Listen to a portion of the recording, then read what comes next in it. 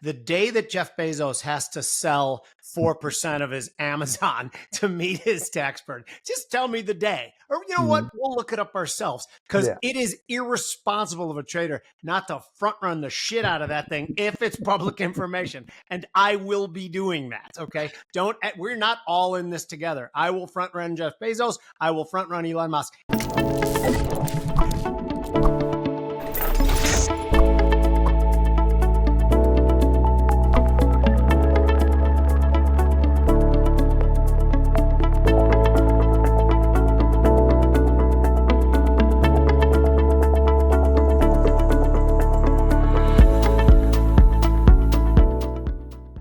Hey guys, it's Bobby Icino, co-host of The Futures Edge. If you watch our show, you can come and join us live. We have an event going on with Scott Shellady, the famous cow guy. You've seen him on TV with his cow jacket, on Fox, on financial networks, as well as his own show on RFD TV, which is kind of a fun network. And the panel consists of myself, Jim Iorio, Michael Lee, and Kenny Polcari. We all know Kenny Polcari very well. Great friend of mine and Jimmy's. And Michael Lee is one of the best sort of down to the bone stock analysts that you're ever going to meet. This is called The Cow Guy Invites You to Greener Pastures with the Common Sensocrats. So there will be policy. There will be politics as it applies to policy, as it applies to markets. So this thing is going to set you up for the next 12 months of investing. We've got a presentation, we've got drinks, we've got fraternization time, and we've got dinner. So check out the link, come to the show. You're going to enjoy it. Nashville, June 13th. We're going to have a blast. It's going to be at the Grand Hyatt Nashville. Great venue. We hope to see you all there. Welcome to the Futures Edge podcast. I am Jim Iorio. And I'm Bob Icino. Today is a different kind of show. It's just the two of us. There's some topics that we want to discuss, and I actually wanted to get Bob's opinion on it because oil's top on my list. Oil made this huge comeback today. Looking at that 80 level in the futures, what's pushing it? Where's it going? So keeping in mind that this is Tuesday afternoon, if we continue in this direction, today's closed above not only Mike Arnold's rotation zone, which admittedly was flat, closed above the 200 and above the 50-day. All of those. Now, the highest one, I should say, was a 50. It's about 80.08. And today's July futures close was 80.18 or 80.15, somewhere in that range. So, as you know, we've been in a downward sloping channel since about April 8th. This is all the technical first. And we've broken out of that channel. Now, we can easily just go back into it. And the funny thing about that is Mike Arnold created this thing called kissing the trend line goodbye. And without being able to share a chart, imagine a trend line going along the sort of ridge of this trading card right here, right? Mm-hmm. And so the market comes up, comes back down, touches that trend line, and then takes off for a new trend. Now that can happen. Let's say the breakout was here. That can happen here, here, here, or anywhere down to the right side of the chart and not have voided the pattern, so to speak. Now, I'd like to see it happen quickly. That upper trend line started again around April 8th, and we got a close above it today, along with those closes above those moving averages. So if we can see another couple days kind of drop down and see the market not break back into that channel and start to move back up, that would be significant for me. Now, on the fundamental front, it's not that much different. We're getting closer to that June 1st OPEC meeting. There is starting to be rumors of an extension of the production cuts. And there is starting to be rumors all over the globe of increased demand. So that could be one of the fundamental gigs. And then I don't know how serious this Red Sea attack on the Marshall Island flag vessel that was managed by a Greek shipping company is going to be taken by the market. But clearly, at least today, it was taken fairly seriously. So I know that you will wait for the technicals to bless your entry. But are you, in your mind, starting to think that up is the path of least resistance at this point in time? I am. And it mainly has to do with the sort of rotational bottom that we've put in.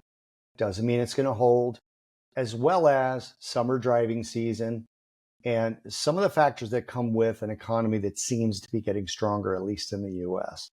You may not have the same conditions in the UK, in the EU, but they're cutting rates. Now, the U.S. still may cut rates. I think they're still going to.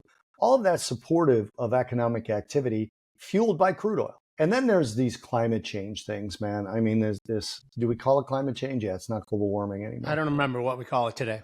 You're seeing a lot of automakers, not the bulk yet, but automakers kind of reject EVs now and go more toward hybrids in the short term.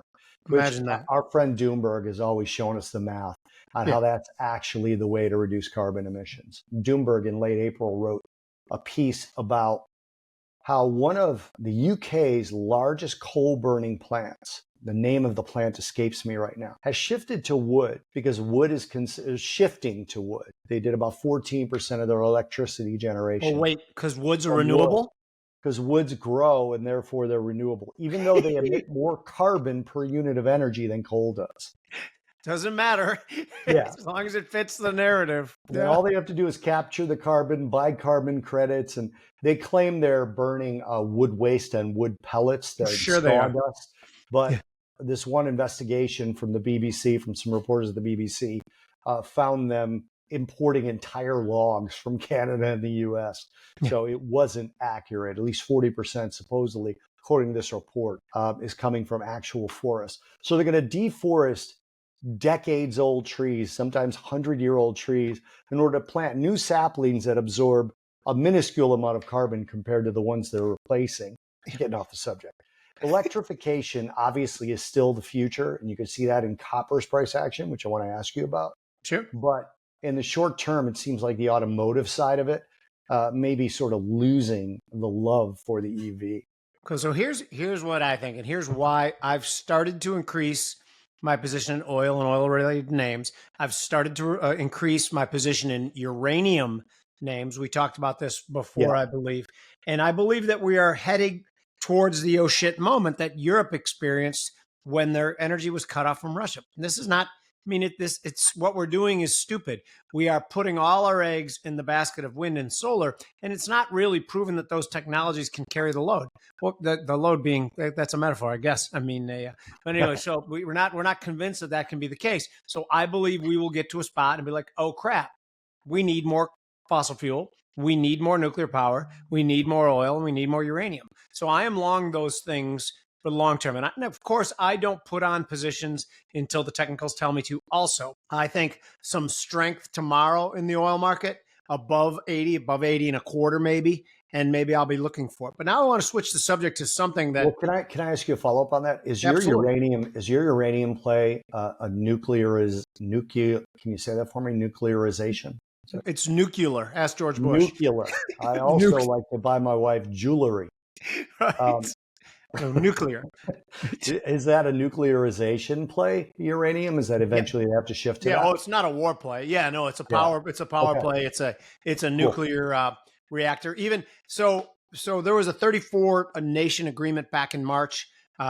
United States was one of them. France, Germany, Saudi Arabia, to angle more towards nuclear. Saudi Arabia, that was odd to me that they were in it, but like a 34 nation pact. I think people are realizing how stupid it was that we had this clean form of energy. And yes, there is danger in it, but there is danger in not having it as well, of running out of power. By the way, speaking of the electric car issue, of the $7.5 billion in the Infrastructure Act, the Bipartisan Infrastructure Act that was signed in November of 2021, you don't know how many chargers have been built and are in use? Seven chargers. Of $7 billion. Networks of chargers. 1 billion per charger. Which, by the way, I put out a thing about that too, is that, and if people think, they look at that. So what Bobby's talking about, $7.7 billion was put in this budget to build all these EV November of 2021, it was signed into law. Right. It's been 3 years and we've built 7 chargers. Now, you can look at that and say to yourself, gosh, the government is terrible at allocating resources. I don't believe that's the case. I believe the government's great at allocating resources. They just allocate them very carefully to their pockets or their buddies' pockets, and they don't particularly care about building the EV stations that they promised. That makes sense, doesn't it? At least it's reasonable. It does. I mean, legislation does not say how money will be spent, just that it will be spent. Just that it will be spent. If they allocate $7.7 billion to electrical charging stations and supposedly networks of stations along highways. And they said, well, we built 7, so we did what we said we were going to do. I mean, they don't actually say that out loud. They'll say something like the other party is blocking me. And this is regardless of which party is saying it. It doesn't even matter. And this is why I know you were going to go on a subject, but this is something I wanted to talk about. Good. So the new Biden budget proposal, and everyone's going to be like, Trumper. I don't give a shit about that. Okay, the new Biden proposal is asking for somewhere in the range of a 45-46% capital gains tax. It'll be the highest in history, surpassing the 39.7% of the 70s, right? Plus a 25% unrealized capital gains tax. That's what's being proposed. Now, you know what? I'm going to stop. How do you feel about I want to take those both apart together. Well, okay. So how do you feel about new taxes in general? I'm going to go through a little math exercise I did a couple of weeks back that I want to show you. Okay. This is somewhat of a complicated issue because I believe that raising the capital gains tax, and by the way, so do they. They have said this publicly. Barack Obama said it publicly, that raises to the capital gains tax reduces revenues from that tax. I repeat, reduces revenues to that from that tax. This is basic settled science. Every time the capital gains tax has been lowered, revenues from that tax have gone higher, and every time it's been risen up, revenues have gone lower. Like, I know that can't hold at zero, but it can't. It'd be zero if it was 100% as well. So they know that this would not increase revenue. I like that part. I don't want the federal government to have revenue, but this is a stupid way to get less revenue. The revenue. So do you think that's why they want to tack on the unrealized capital gains tax? Well, here's what I think too. The unrealized capital gains tax, please tell Bobby and I the day that Jeff Bezos has to sell 4% of his Amazon to meet his tax burden. Just tell me the day. Or you know what? We'll look it up ourselves because it is irresponsible of a trader not to front run the shit out of that thing if it's public information. And I will be doing that. Okay. We're not all in this together. I will front run Jeff Bezos. I will front run Elon Musk. And how about this too? How about when the market loses 30% in a year, are they going to be taxed? Get tax money back on unrealized losses? The whole thing is asinine. That's what I always said to friends of mine who are like, Jeff Bezos doesn't need all that money. And I say, okay, let's say you take every single cent away from him above $1 billion. You leave him with $1 billion and 1 cent in value. Now his shares plummet. Do you give it back to him to get him back up above $1 billion and 1, or does he have to earn it again in order to give it back? By the way, since he became a billionaire, he's added somewhere in the range of 170,000 jobs to the economy. So since you're going to take away all that money from him, should he have stopped and those jobs have never been created? Because you got to stop at $1 billion, right? That's the idiocy of these things. So I want to go through this math. I did this as an exercise for myself, and I found it fun as hell. Now, in truth, I got this from some young person who did a TikTok video trying to understand taxes. And this particular young person could not understand why we don't tax the dollars and we do tax the people. So what I mean by that is, if I pay Jimmy $10 for something, right? Let's assume a 15% effective tax rate. It's higher for both of us. Well, let's assume it's a 15% tax rate. Jimmy says, Bobby, give me $10 and I'll carry your luggage on this next trip. Fine, I give him $10. He gets taxed on that $10. Now he's got $8.50 if it's a 15% tax rate, right? How many times does that $10 need to get respent before it gets down to a net 50 cents? I don't expect you to do that. It's 18 times. So that $10, after 18 times that it's transacted, which of course it only gets transacted once, right? It becomes 50 cents. My $10 has become 50 cents. Move it up to 16%, it's now 17.2 times. Every time you raise taxes, you lower the effective amount that you get when somebody does business with you, which makes you do what? Raise prices. Exactly. Right? In theory. In theory. Now, if you're going to put, it's 44.6%, I just found it, that he wants to raise the capital gains tax to. To Jimmy's point, for people who don't understand it, those who have capital gains won't sell. Good luck finding a house. Good luck. Because either house prices are dramatically dropping which people won't want to sell because they don't like to sell their house when they're underwater, or house prices will rise and they don't want to pay the tax on it, so they won't sell it. I know a lot of people, by the way, Jimmy, that held their crypto all the way up to $60,000 because they didn't want to pay the taxes on it. And then they dumped out at 17, 18, 19,000 because now they didn't want to go to zero. Right. And all of that was because they didn't want to pay the tax on it. Yeah. Instead of a capital gains being at a reasonable rate, every time you raise taxes, you reduce the effective amount of money that the next person has. So I said this to somebody, and they said to me, well, yeah, but the government puts it right back into the economy. Yeah, the Ukrainian economy. Okay. I mean, the amount, and others, obviously, I'm not picking on. Right. Israeli too. The Israeli economy as well. Right. We spend so much, it goes into the UN. It goes to all these different places that it doesn't come back into this economy. And then you add to that what we just talked about, charging stations. Are you telling me the government spends that $1.50 that you had to pay them for my $10 better than you or I could spend it? More I can tell you conclusively that the answer to that is no. I have argued forever that the billionaire class, the people who've built things, the Warren Buffetts, the Jeff Bezos, Elon Musk, I want them to have as much money as possible because they have proven to be excellent allocators of capital. Warren Buffett saying, I pay less taxes than my secretary. Good. I don't give a shit. Your secretary doesn't employ me and doesn't employ tons of people. I want her taxes to be lower too. Don't get me wrong. I'm sure she works her ass off, but I want Warren Buffett allocating that capital. Now, what Bobby said about good luck trying to find a house in a 44.6% capital gains environment. Now, imagine Apple, you own Apple stock and you own, $100 million of Apple stock. If they put a 44.6% capital gains tax on it, you think that Apple's run its course and there's this new company that's going to be the next big thing. In a normal environment, you can sell some of your Apple, invest in the new company. In this new environment, you cannot do that. So it is a barrier to the walls of smart capital going around the world and being allocated to good and new. Your stock example is probably a better one because what's it called? A 1051 exchange or something? Right, where you can do a thing with real estate. 1031 exchange. That's why I moved it back to stocks. Yeah, so I think going back to stocks is good.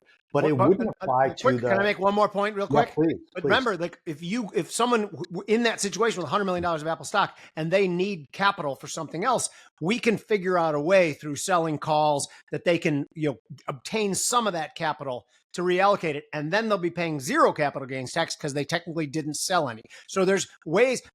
Nobody will pay 44.6% capital gains. It'll effectively just pull a halt on money being accumulated from that particular tax. What were you going to say? It's a weird reverse Ponzi scheme, isn't it? Because if let's say that you have that much Apple stock and you sell some covered calls and you take in the money to pay the tax, then you owe the money the next year on the profit from the covered calls that you just took in. Well, you could lose money on the covered calls. You could lose money on the covered calls too. Yeah, but at some point you have to generate the money to pay those taxes. And a lot of the time, we saw with Elon Musk when he bought Twitter, he sold a bunch of Tesla stock as part of that deal. Not entirely, obviously, but as part. And what did he do? He paid somewhere in the range of $2 billion in taxes that year. Yeah. So he had to sell more tax. My point of bringing all this up is everyone should vote against higher taxes. We all agree there's a level of taxation that is likely necessary in a civilized society. Maybe we don't all agree on that, but I think there is a level. But whenever they're raising taxes and they're saying they're going to do X, Y, and Z for you, that should be everyone's. They say people are single issue voters. That should be almost everyone's single issue, is the tax rate, the tax burden. You get okay. Now it was just about to cuss, and there's just no reason for it. There's plenty of reasons to cuss. This is another thing we're going to disagree about. There is plenty of reasons. But so the bottom line, and I do want to switch because there is another, I think, an excellent topic that we have to go over to. But at the bottom line is those policies are sent out knowing full well that they're destructive and toxic and there's no cogent economic argument to be made for them. They just do them to rally who they think are their base against the rich. Like, see, we're going after the rich. No, you're going after the poor too, you jackasses. You are. But anyway, here we are. Okay, anyway, so today is, like Bobby said, it is Tuesday, the 28th, is that what it is? So we had a 5-year auction today, and anyone who's been following me for the last year, I have been consistent on what I think is one major risk to the economy. I believe that the excessive spending that the federal government is doing is starting to irritate the globe and the people who buy our treasuries. I think there is going to be concern that anything longer than 5 years is going to be not met with the demand that we're used to. And eventually, I think that the Fed's going to have to come back in to support the treasury market. Well, today we had a 5-year auction, and it went terribly. What do you think of that? And you saw what happened in the metals complex before and after it. So I'm thinking that someone smelled it out before it happened. Do you think this is a big concern like I do? I think inflation is a big concern. I really do. And, it's sort of this resurgence of inflation. You and I have been sort of double teaming. God, I hate that phrase. We've been teaming up on some people who think that inflation is going down on X and pointing out to them that it's not. And I think rates are likely in the long end to go higher and higher and higher. So these auctions are going to go worse and worse and worse until rates get to where they need to be. I mean, what are your thoughts? This is more your purview than mine. No, I think absolutely. And I think that is completely symbiotic with my argument that there won't be the demand, meaning there won't be the demand at 4.54%. There might be the demand at 5.5%. There might be the demand at 6%. But one of two things has to happen if they start to go up higher than anybody's comfortable with. First of all, the government might have to, let's see if I can say this with a straight face, might have to institute some level of austerity and cut spending. Okay, I'm fine. That's not going to happen.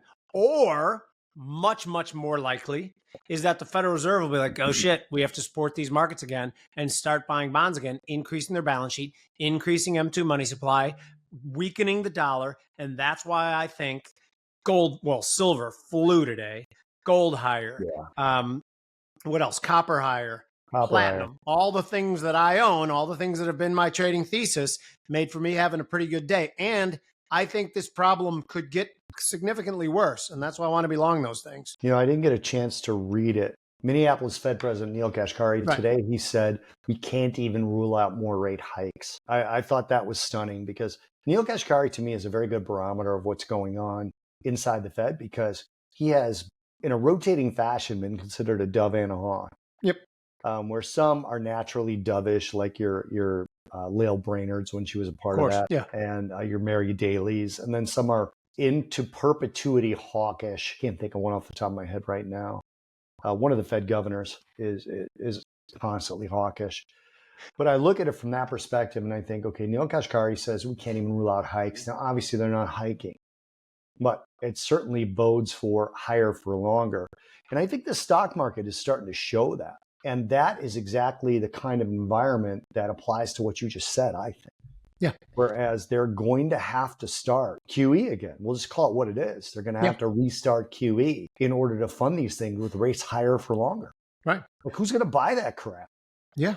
There's not enough people to buy it for sure. That's what I think. So the Fed's going to buy it, which meaning people who are watching this, you are going to be buying it. Enjoy your new treasuries. They still have that new treasury smell, and they could go down 30%, which is what happened the last time we sold a crap load a couple of years ago. And then we decided to let rates go up to 5% and everyone lost 30% on their bond holdings and we had a banking crisis. It's possible again. So that's, again, I am more convinced today that the thesis I came up with 1.5 years ago that involved all those commodities, including real estate, was the right way to go. Let me tell you a quick little story about my neighborhood here. Sure. I live in, it's not posh, but it's a nice neighborhood in the northwest suburbs. Yeah. So 1 year ago, we thought we would have guessed our homes, were worth about, let's call it 600 grand. Nothing was for sale for the last year. Okay. 2 houses came up for sale about a month ago. They both sold like in 2 days for 700. People were like, holy crap, we did $100,000 more. Okay. So about a month passes, another one goes up and they're like, oh, I'm just going to put it on the market for 8. Boom. Gone in 2 days. We think 825. Last week, someone who I know put up a house similar to ours, maybe, a little nicer, for 975. And they told mutual friends, and I heard this, that they weren't even planning on selling it. They were just it was just a lark. There's a sign under contract, 2 days time. Wow. So imagine underestimating the value of your home by the tune of almost 45 or 50%. So this is crazy to me. And everyone in the neighborhood is like giddy about it, except for one guy. That's me, because I don't like to see markets act weird. Weird markets, lead us to bad places, and I don't love it at all. But Well, real estate, I think, is the place to be. I'll give you an example of that same thing, probably played out. It's a little bit older of an anecdote than yours. The rising real estate market in Southwest Florida is well known, right? It started during the pandemic and continued on through. So recently, I had a friend who bought his house for $900. Tell me that his neighbor put his up for 1.4 and sold it to the first person who looked at it. And they had similar homes. He said, yeah, so I figure, he said, mine's a little bit bigger. I got a nicer pool. I got a nicer cage over my pool. So I'm probably about 1.7, something like that. Okay, fair enough. So now his other neighbor puts his up for 2.1. Can't get anyone to look at it. Or 2.3. Drops it to 2.1. Can't get anyone to look at it, right? No one even comes to look at it. So this is what you're talking about. When a market is acting weird, where houses sell like that for $1.5 million to the first person that comes, that's weird. And I remember telling my friend, you should sell it, like sell it and rent for a year. So now I happen to be looking sort of in his area. Pulte Homes has a house with one more bedroom than his. Same square footage in that 3,800, 3,900 square foot range with a pool that's caged in for 1.5, brand new. Okay. So the new home sellers are starting to adjust prices. Right. And I think the new home, tell me if I'm crazy on this, I think the builders know where the real market is. I do too. You think so too? Yeah, and they have huge inventories right now. Many of the home builders do. So I do think that's what's happening in my neighborhood is a one-off. And in the words of Blood, Sweat, and Tears, what goes up must come down. And I believe that we're just in this weird volatile swing. That makes sense, right? It does. I have a question for you. Good. And I may be just saying this in order to get this out there because there's been somebody I've been arguing with and I'm hoping that he listens to this show. Since California passed their $20 an hour fast food law, they've lost close to 10,000 workers since it went into effect. 10,000 fast food workers. It's actually somewhere in the range of 9,500. Surprise, surprise. Right. Yeah. What are you seeing in the restaurant industry, granted anecdotal and regional, because you own a restaurant in Chicago suburbs? What are you seeing in terms of wages there? Are you having to hire new people at that higher rate? Are you able to get people in for a lower rate? What's sort of the background or the landscape, I should say, of fast food?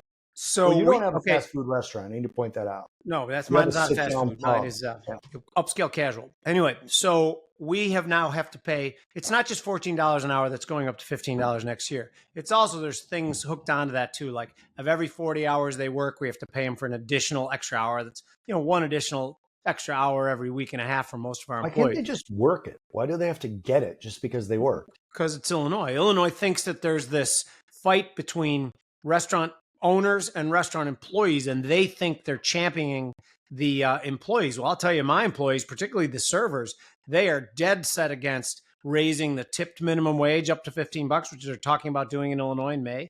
So what happens then? So let me just, for all you knuckleheads who are thinking, not the people who watch the show, there's no knuckleheads who watch the show, but if you have friends who are knuckleheads who are like, yeah, tipped wages should get 15, they don't want it. Here's why.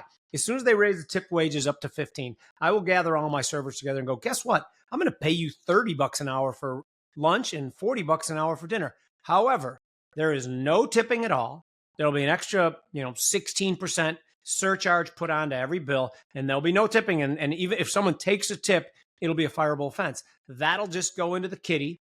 And perhaps at the end of the year, I will divvy it out in the form of bonuses, or perhaps I'll just keep it myself. And which, by the way, there's not even the threat of guilt in my mind. If I take a risk and spend all this money on a restaurant, I want to make money. So I won't feel guilty at all about pocketing some of what would have been the tip money. And by the way, I'm not just making this shit up. This is what's happened before in many other places where they raised tipped employee salary. When we bought the restaurant, you know what tipped employee minimum wage was? $2. Which, by the way, nobody cared. They make like $50 an hour with their tips at Brandt's Palatine. But anyway, your question was about labor. We are fine with labor now because I think the labor market has actually seized up for good jobs, kids out of college. We're getting college kids calling us who have graduated with decent degrees saying, I can't find a job. We're getting that now. So we're turning away employees, which is unfortunate. Now, the patrons, we are down and we still have one of the most popular restaurants in the Northwest suburbs. Bobby can attest to that. That's not just me patting myself on the back. Our prices are up 15% since last year, maybe as high as 20. Our revenues are down 15 to 20% as well. Foot traffic, oddly, is only down a hair. People are buying differently at restaurants, is the conclusion I'm coming to. And again, it's anecdotal. It's one restaurant. But I think instead of each getting a rack of ribs, we're going to get one rack of ribs and split it and a couple sliders to tide us over. Instead of getting that last drink, we'll go home for the last drink. I think people are ordering differently because they don't like the squeeze that inflation gives everyone. And these people who are like, oh, well, wages have gone up too, along with inflation. People don't necessarily make that calculation there. Even if they're the ones fortunate enough to have improving wages, they're like, what, you want me to spend $20 for a hamburger? And they don't just put the two things together for the time being. There may come a time where we get used to inflation, but now is not that time. And I think people are coming. I fully believe we're in a recession. Again, so does the federal government, or else they wouldn't be spending an extra $1 trillion of debt every 100 days if they didn't think the economy, for God's sakes, needed it. Do you agree or no? Yeah, it's called the goods replacement theory of inflation, where people, if steak goes up too high, they buy chicken. Exactly. People try to keep their overall household expenditures, especially for food. Yeah. Because that's like the one place where, you can't say, well, a Cadillac is this much, so I'm going to buy a Chevy. If you needed a Cadillac, you weren't looking at a Chevy. Right. You would just go down to a lower Cadillac. Everything gets replaced so that's probably a horrible anecdote, but you go in and I've seen this personally, right? Where people will say, okay, I'm going to buy this, but I'm not going to get dessert and I'm going to eat half of it. I'm going to take the rest home so I don't have to buy another meal tomorrow. It all adds up, right? It all adds up. As a matter of fact, I eat a lot of steak. We've talked about that. If there's a sale on a tomahawk, we get one tomahawk and we'll split it. And we end up eating less net meat. Right, we do, because a tomahawk may be just under 2 pounds. And when we get individual steaks, I'll eat 1.5 pound steak. Right. So you end up buying less and you end up eating less. Some people think that's good. I think the problem that we have now is, from a perspective of labor, is I know somebody personally. She's got an MBA. She was in the military. And she worked at Amazon for years, and that's all I'm going to say about her personal story. Whether or not, well, it doesn't matter how she doesn't work there anymore. 2,000 job applications and resumes, nothing. She's a professional person, right? And that's where the struggle is going to be. Sure. So now you're going to get these professional people, like you just mentioned, you're getting college kids coming in and looking for jobs. If you start taking away that ability, my wife, when she worked in a restaurant, used to leave her hourly checks stack up in the hostess stand desk because they were like $7, $12, $8. It was just like, she's like, oh yeah, I got about 20 checks in the desk. I guess I'll get them and deposit them. The total ended up to be like $38 for 20 checks. Right. The tips were the thing. And I had somebody say to me, well, it's not really fair that the customers pay the employees in the restaurant order. You pay everything when you go to eat in a restaurant. You pay everything. I mean, it's just the dumbest thing I've ever heard. A restaurant is there to make money and enhance the wealth of the person who took the risk to buy it or start it in the first place. The trade-off to the community is good food and jobs. And in exchange for that, you get to make the money. You get to take the lion's share of the profits. Otherwise, do it yourself. Open a restaurant. Oh, yeah. I love owning a restaurant. I love hearing the sound of people having fun. I love hearing the music and people laughing. But I didn't do it for any of that shit. I did it because I thought it was a great business opportunity. And if I wasn't allowed to keep the profits of the risk I would take, then no way. There's not a chance we would. Why would you? It didn't make sense. Yeah. There's another question I wanted to ask you about too, because we talked about the stock market and you alluded to it before, the broad market. So I believe, like, if these auctions are going to go bad, like 3 steps down the road is that the Fed comes in, weakens the dollar, and assets will do pretty well. I think gold, silver are better at taking those steps than the stock market is in the short term. I think the stock market could not like dislocations, disruptions, confusion, and might sell off. Thoughts? Yeah, I agree with that. And I agree with it for this particular time in history. And the reason I say that is we went back, and by we, I say me and Mike Arnold, and we noticed that long-term bottoms after a yield curve inversion reverse themselves after the curve normalizes again and stays there for a while, not while it's still inverted. So some people can say, well, this has been the longest and deepest inversion in history. Yes, it has. And does that mean it can be different? Yeah, it can. But I said this on a show last week. I don't remember what show it was. Be careful what you wish for when you're wishing for rate cuts. Okay, be careful what you wish for, because in this particular scenario, rate cuts, in my mind, my opinion, either mean, I'm going to call it runaway inflation, because I think that's what it was in 2022, 2023. You're either courting runaway inflation again, or the economy is so bad that the market absolutely needs it. Right now, the market is, and let's still call it rallying, right? Still in sort of rally mode. We're still up toward those all-time highs. We're not at them, but we're toward them. And the market's doing that on anticipation of easy money slowly coming back. Yep. We have had good earnings, but that just shows a strong economy. So what's the market going to do when the rate of change of inflation goes back to 4 or 5? I don't think it's going back to 6 or 7 or 8, but it can easily get back to 4, and it could get back to 5. And then what? Then what does the market do? Right. Well, what's funny is that we've realized that the rate policy moves over the last 2 years, they were ineffective in some ways. And I have a suspicion as to why. I think, like, just look at the housing market, where you raise mortgage rates from 2.5% to 7.5% in 10 months time. All you ended up doing was locking up supply. Now, another element of it too is that it used to be that much more of our U.S. Treasury debt was held overseas. A lot of those people are divesting, buying gold. The lion's share are held domestically now. So the Treasury now is injecting $1.1 trillion in debt service into the global economy, and I think about 70% of that into the domestic economy. So the higher rates are ending up keeping demand high and keeping inflation going. And that's because we just did this all way too abruptly. And then again, like that guy we were arguing with on Twitter today about, is Trump responsible for the inflation? And in June of 2021, CPI came out 5.1%. The housing market was inarguably red hot. There's no question that it was red hot.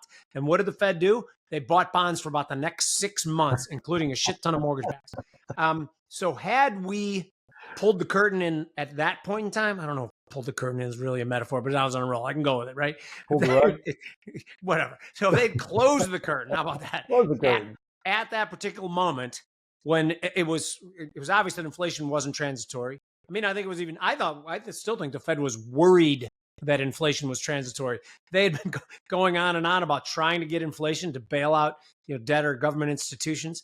And I think when he said, I think inflation is transitory, he's like, I think in his mind, he was thinking, I got to hit the gas a little bit to make sure it's not transitory. And everyone else kind of misread it. That's my opinion. But anyway, so I think the rate policy thing has not worked at all. The only thing that can work is some government austerity. Now, by the way, I want to add something too. Money supply over the last year, since May of 2023, M2 money supply has gone higher, not lower, just as indicative of the just drunken sailor spending out of Washington. That's something that is unprecedented. By the way, on Twitter today, I called it Keynesians gone wild. I thought people would laugh at that. Nobody laughed at it at all. Keynesians gone wild was a good one, I thought. You get people upset. What do these people want? When we were arguing with that guy, I wasn't trying to say that Biden was at fault. I was trying to say this is what happened. What I hate when you show people economic data and they go, well, what about when Trump did this? I'm not picking on Biden. This is what happened. Yeah. This is what happened.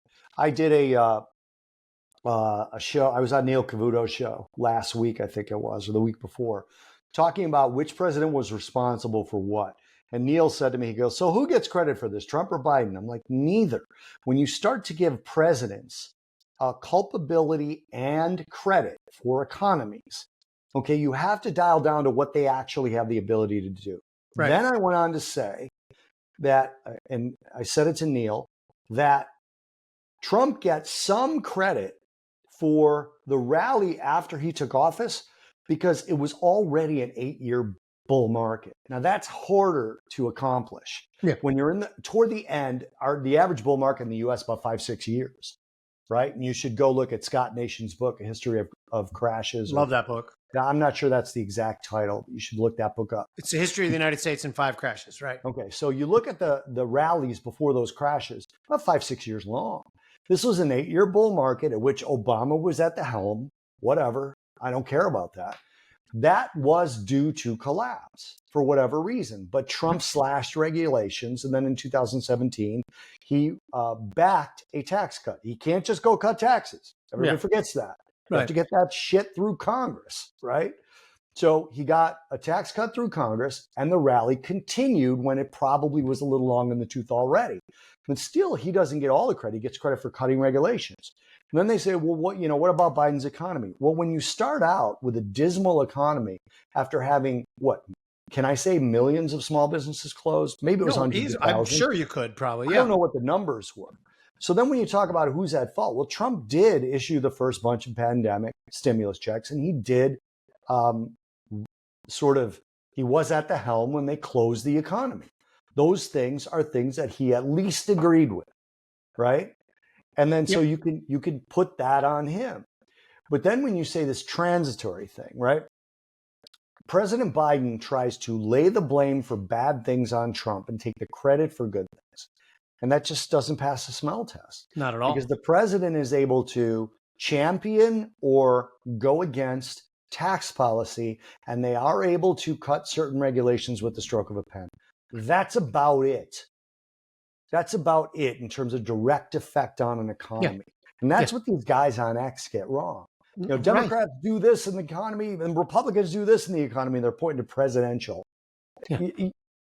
Learn something, man. It's not right. It's not what happens. Well, here's my metaphor. And I'm curious if you like it or not, because people are like, well, Trump accumulated $8 trillion of debt and Biden accumulated only $6 trillion of debt. So clearly Trump's more at fault for the inflation. No, that's not it.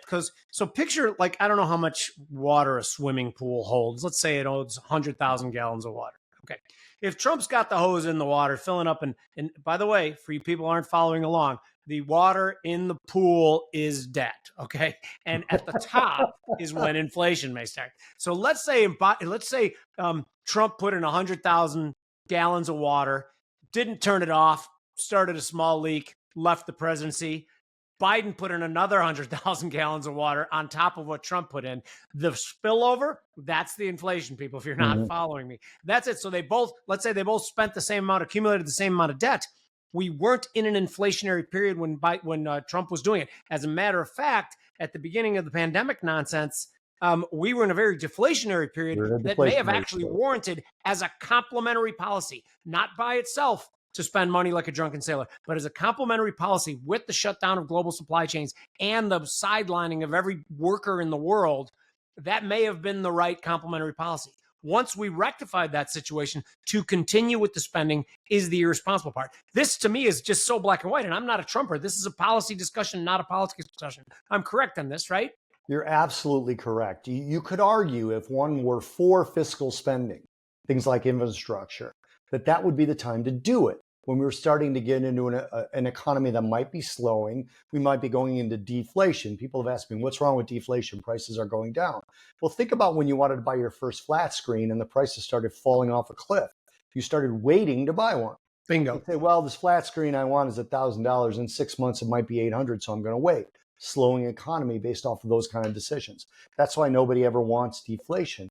So yeah, when you saw, again, on my X, which Jimmy calls Twitter, you'll see I have a pinned tweet with inflation over the last 10 years. People come out and they say inflation's going down. No, it's not. It's going up at a slower rate. It's never gone down in the last, well, let's call it 4 years.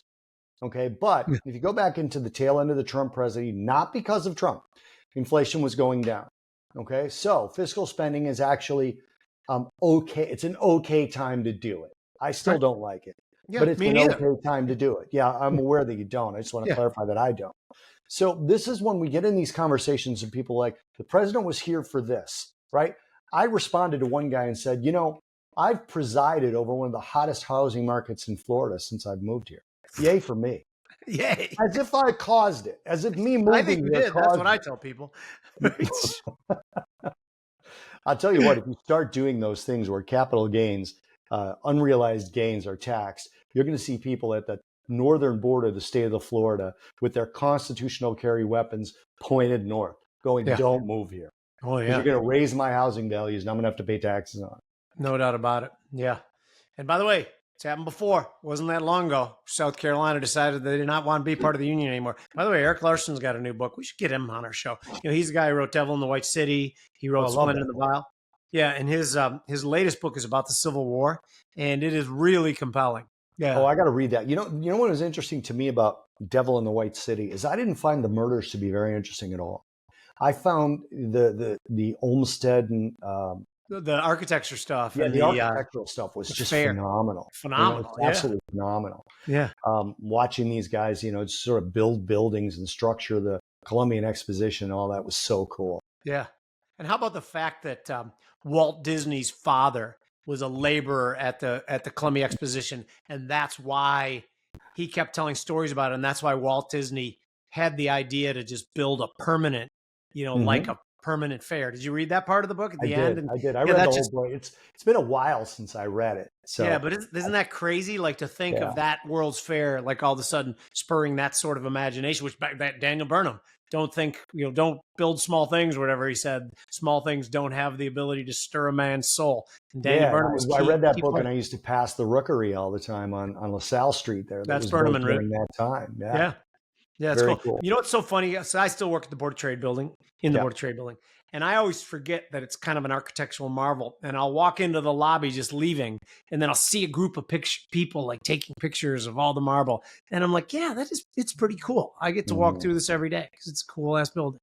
People don't realize how big that statue of Ceres, God of Grain, is up at the top. It's amazing. Like By the way, stories high. Do you know the story of the two statues? I'm not talking on the top. The two statues that are in front of the Board of Trade. Do you know the story of them from the 1930s? No, you are about to have your mind blown. Do you know the name Arthur Cutton? He was the one of the richest men in the world back in the 1920s and 1930s, and he made his money in commodity trading at the Board of Trade, right? So in about I might get the dates wrong, people here, but in about the early 1930s, they embark on this big construction project that is going to be part of the Board of Trade is going to be redone, and all that LaSalle Street area is going to be done. They take things down, they finish it, and someone's like, okay, put the statues back. And everyone's like, statues, where the hell are they? They're gone. No one can find the statues. Okay. So now it's 1979, a full 40 years later, at a forest preserve near Glen Ellen, Illinois, and some hikers go off the path in a forest preserve, and they uncover the two statues. They do some looking into it. It used to be owned. It was land given to the park districts by the estate of Arthur Cutton. He had stolen the statues, stashed them, and just was waiting for the right time to unveil them. Well, guess what? There's no right time to unveil two stolen 40-foot high statues. So they sat there until 1979, and then they were returned to the Board of Trade and that's a cool story, don't you think? That's an awesome story. I mean, I love that kind of stuff. It's like you worry, like the U.S. never has ruins. I always kid my family in Italy, we don't have ruins because we're not as lazy as you guys. If something falls into disrepair in Italy, you just leave it.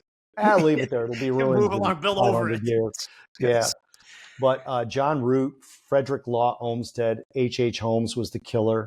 Yep. Henry Codman, Francis Millett, all these guys in that book is just so cool. If you ever plan on going to Chicago, you got to take the architectural boat tour. And I suggest if you haven't read it, read that book before you go. Think about just Chicago could be considered one of the epicenters of architecture. Mies van der Rohe, Frank Lloyd Wright, Burnham, Root, I'll tell Sullivan. you something about that. I had a cousin I don't know if they still do it, but I had a cousin.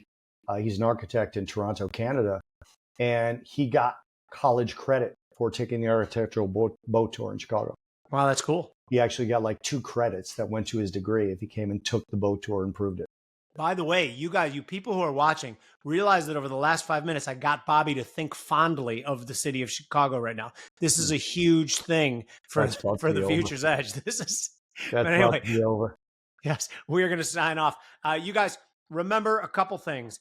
One of the reasons Bobby and I are on this mission is that both of us are cast-offs from mainstream media. We had to leave because we wouldn't parrot the beliefs of the sponsors, the beliefs of the network, and they knew we couldn't be controlled, so they cast us out. Great. We'll start our own shit, and we're doing it right now with your guys' help. Thank you so much for the help. Please retweet,